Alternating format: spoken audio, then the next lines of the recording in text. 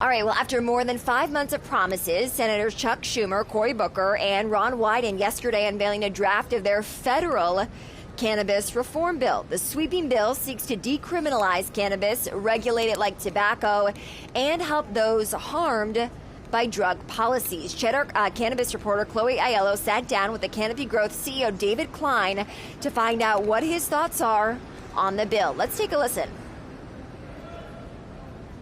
I think the bill represents the progress that has been made in terms of momentum. You know, this is a bill that includes descheduling cannabis. It includes an excise regime. It includes a regulatory structure, and it includes some social equity provisions. So I think it's an excellent start for the Senate to start working their way through how they feel about all of those components. And it would be a big thing for the industry, clearly, to have this or some form of this pass ultimately, and clearly a really big thing for Canopy Growth. Now, would this bill, as written, provide the triggering event needed for Canopy Growth to finally step across the border and enter the U.S. THC market?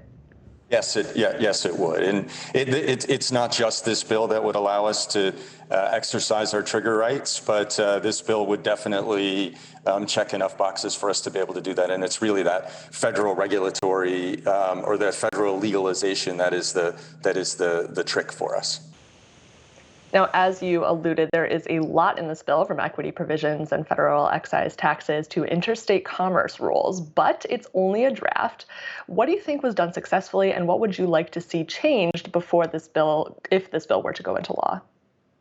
Well, I think the debate from a political standpoint is likely to take place along the lines of the social equity provisions. We feel strongly that they should be left in, but I will leave that up to the politicians. From our perspective, when we think about components of the bill that we want to make sure, that working with our own government relations staff, as well as the United States Cannabis Council, want to make sure that we get some things maybe right. We want to make sure if the oversight for cannabis is going to come from the FDA versus the TTB, which regulates alcohol, we want to make sure that the FDA is appropriately staffed and funded so that they can actually do this work. Secondly, the tax regime, the excise tax regime, looks like it's targeted at the very high end of alcohol. Which in and of itself isn't an issue. We would argue for a phase-in period that's a little longer than is implied by the bill, because it would be in the government's best interest as well as industry's best interest to very quickly shut down the illicit market. And we found in Canada that illicit market conversion happens a lot easier when you're closer to price parity. And we'd want to make sure that we're not taxed, at least initially, out from being able to be at price parity with the illicit market. Interesting, and it does sound like they'll be taking substantial feedback from stakeholders, so it does sound like you'll be able to get those opinions across. Now, I did want to talk about those equity provisions, because of course this bill does have pretty substantial equity provisions in it.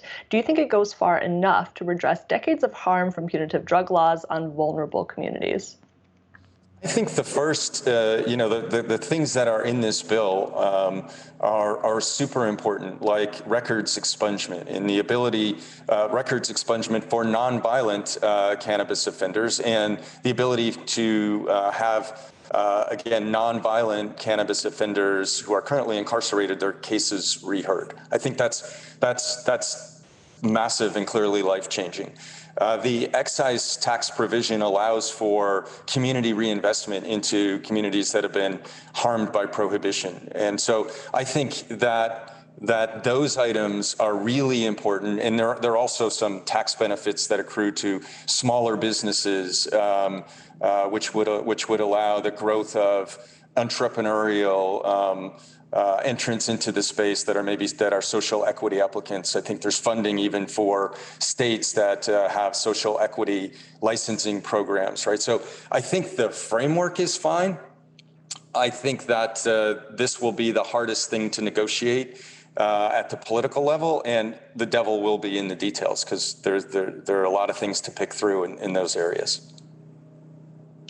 Now, I think the question on everyone's mind is how likely do you think that this will pass, and what is your timeline for that? So you know that I'm an optimist. I believe that Americans want and need to end cannabis prohibition. I believe that Americans have been saying that for a while now. In fact, a recent Pew survey suggests that 91% of adults in the U.S. are in favor of some form of federal level legalization. And so for me, it's just a function of when. We're no longer talking about if. I believe that we've seen over the past several years where legislation that's popularly supported by constituents across the country, there's a lot of talk and then it tips over quickly into passage of legislation. I'm hopeful that we see something like that here. I've been saying for a while that I see legislation happening in the next 12 months, and I know that I keep rolling it every time we have one of these discussions, but I still think that's a legitimate time frame for us to be thinking about.